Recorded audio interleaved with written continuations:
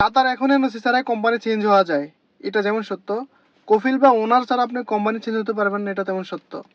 যারা জানতে চাইছিল যে এনওসি ছাড়া কীভাবে কোম্পানি চেঞ্জ হওয়া যায়, আপনাদের জন্য আজকে ভিডিওটা।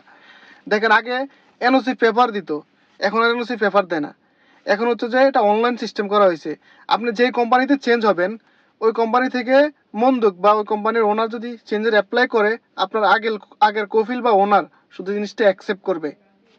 তো উনি অ্যাকসেপ্ট করলে আপনার চেঞ্জের কার্যক্রম শুরু হবে। উনি যদি অ্যাকসেপ্ট না করে, আপনি কিন্তু চেঞ্জ হতে পারবেন না। হ্যাঁ, আপনার যেহেতু চেঞ্জ হওয়ার ইচ্ছা আছে, যে আপনি আমার কাছে জানতে চাচ্ছেন, তাহলে আমি আপনাদেরকে একটা পরামর্শ দিব। আপনার যে কোম্পানিতে বর্তমানে আপনি আছেন, যদি আপনার কন্ট্যাক্ট পেপার শেষ হয়ে যায়, আপনি কিন্তু নর্মাল ওয়েতে ট্রাই করতে পারেন।